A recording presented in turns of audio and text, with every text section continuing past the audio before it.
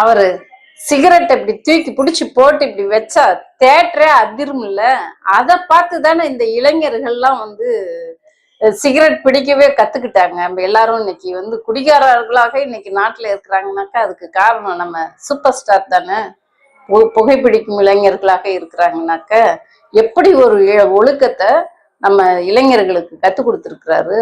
இப்படியேப்பட்ட body language ஸ்டைலை வச்சுதான் அவர் வந்து முதலீடாவே போட்டு அதை வந்து பணமாக்கிட்டு இருக்காரு.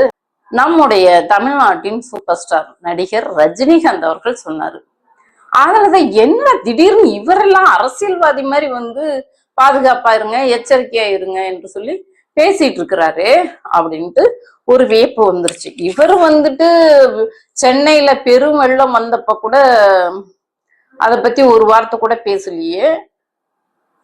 கொரோனாவில மக்கள் வந்துட்டு பசியும் பட்னியுமா அடுத்த வேலை சோத்துக்க வழி இல்லாம இருக்கும்போது கூட அது குறித்து ஒரு வார்த்தையும் பேசல. மக்களுக்கு ஒரு நன்மையும் செய்யல, ஒரு உதவியும் செய்யல, ஒரு பேரிடர் நிவாரண நிதியும் செய்யல. இவர் ஏன் இந்த நேரத்துல பேச வேண்டியது இருக்கு, ஏன் இதை சொல்ல வேண்டியது இருக்கு என்று பார்த்து அது அந்த ஒரு கேள்விக்குறி வந்தது. ஏன்னு பார்த்தா அவர் வந்து ஃபர்ஸ்ட்ல இருந்து அவர் படம் ஒவ்வொரு முறையும் படம் ரிலீஸ் ஆகும் போதெல்லாம் அரசியல் செய்திகளை வந்து வெளியிடுவார்.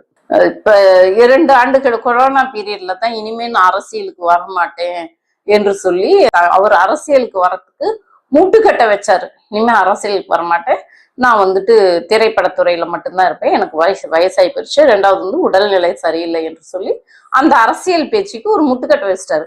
அதனால இனிமே அரசியல் பத்தி அவரால் பேச முடியாது.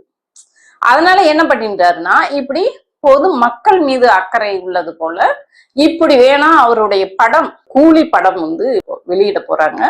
அந்த கூலி பட ப்ரொடியூசர்ஸ் வந்து அவருக்கு வந்து ஒரு அசைன்மெண்ட் கொடுத்துருக்காங்க. அந்த அசைன்மெண்ட் என்னன்னாக்க, இந்த படத்தை ஏறக்குறைய 1000 கோடிகளுக்கு முதலீடு செய்யறதுக்கு விநியோகம் பண்ணியாகணும். அதனால அதற்குண்டான வேலையை நடிகர் ரஜினிகாந்த் அவர்கள் செஞ்சு கொடுக்கணும் என்ற அந்த அசைன்மெண்ட்னால இவர் பேசிட்டு இருக்கிறது. மக்கள் மீது அக்கறை கொண்டு அவர் பேசுபவர் அல்ல.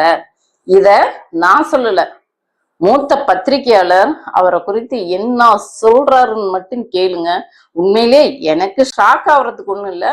ஏன்னா அவர் இது வரைக்கும் மக்கள் நலன் சார்ந்த எந்த ஒரு செயல்பாடுகளும் செஞ்சதில்லை. அவர் உண்டு, அவர் வேலை உண்டுன்னு இருப்பாரு. ஏறக்குறைய ஒரு படங்களுக்கு 250 கோடி 300 கோடி இப்படி படம் வாங்குறவரு எந்த ஒரு மக்கள் நல திட்டங்களும் செஞ்சதில்லை.